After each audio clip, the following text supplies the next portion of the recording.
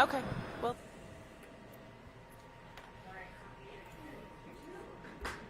Good afternoon, everyone joining us on Facebook as well as KKTV.com. We are staying on top of this 11 breaking news alert. A shooting at a high school in Denver, 2 faculty members shot. Last we heard, police were still looking for that student suspect. What we know right now, that suspect, again, a minor, goes to East High School. Joining me is reporter Melissa Henry. She's been live on the scene all morning. Melissa, I'm going to go ahead and let you take it away. What do we know so far, and what are we working to learn from investigators?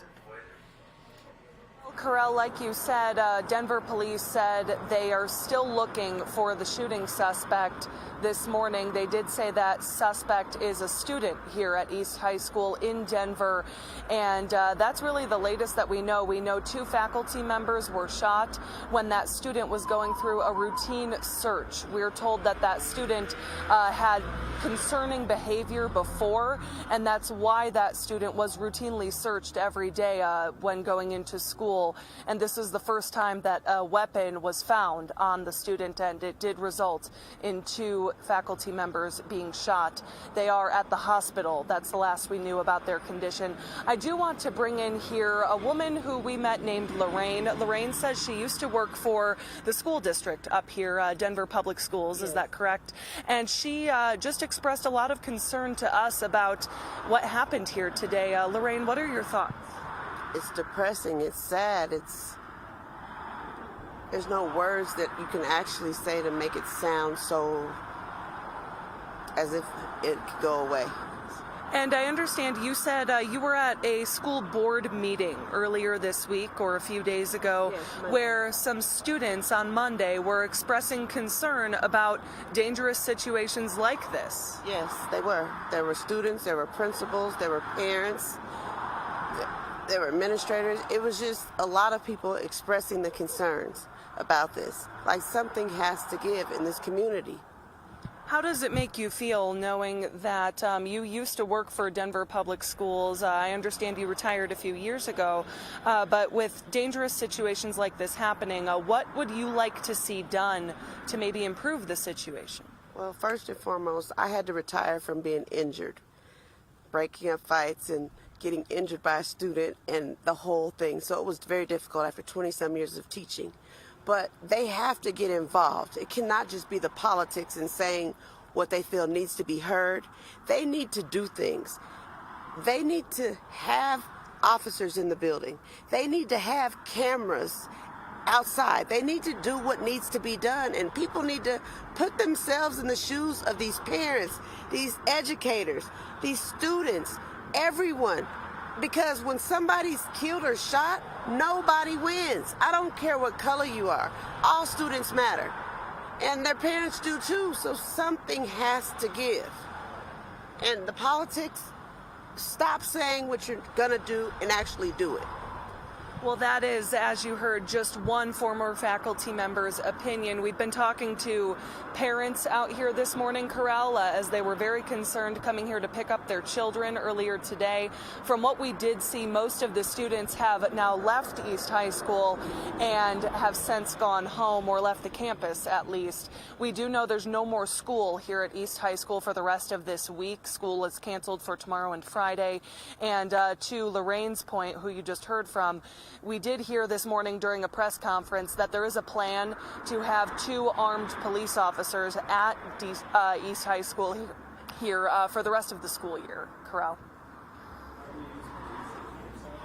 Melissa, before I let you go, I do want to talk a little bit about the fact that this suspected student, the alleged shooter, he was under a school safety plan. We talked about it a little bit in your intro here, where the student was actually patted down and searched on multiple days due to safety concerns. I'm wondering if Lorraine, who's still joining you right now, has any thoughts on this process. I mean, it is really concerning, and East High School has had other similar incidences before.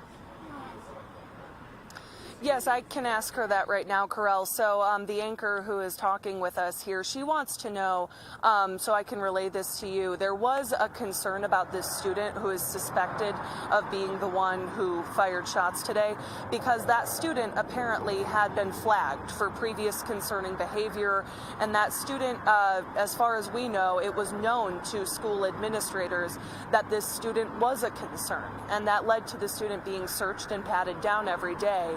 So I guess, what are your thoughts if there already was an awareness of this student and they were searching this student every day before they came into the building?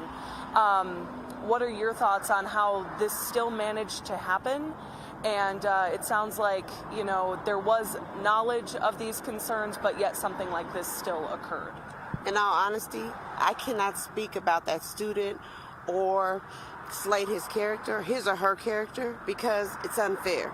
I don't know what caused him or her to be able to be checked in every day and patted down. They said that they had never found weapons on him before. So obviously, if there was a concern about it, they should have handled it and had it in a situation. But I'm not going to slate that person's character because I don't know what happened. In these schools, there's good teachers, there's bad teachers, there's good administrators, bad administrators. So I will never slate someone's character, because as a mom, as a teacher, you know, wrong is wrong, but there's other things that could have went from it. And if that's a concern, were other parents aware of that? Did they let people know? Because if that was an issue, it should have been addressed. But I don't know, so I definitely am not about slating someone's character. Okay. And just to be clear, Corel, there are still a lot of unanswered questions. As far as we know, the suspect has not even been caught yet today and is not in police custody at all. So still a lot of questions that we are trying to get answers to. Melissa, I do appreciate you taking the time, and again to Lorraine, who was willing to speak on camera about the situation. It's very stressful for a lot of parents, faculty, and many people in the area. I'm going to let you go ahead and get back to your report. I know you're getting ready for our newscast at 4 and 5:30. So everyone make sure to check out for those updates then. And remember to tune into KKTV.com, where we will continue to update that article as we get more information. That was Melissa Henry reporting. I'm Carl Lahara, your digital anchor, reporting from the 11 Breaking News Center. Thank you for joining us, and stay tuned to KKTV.com for more updates.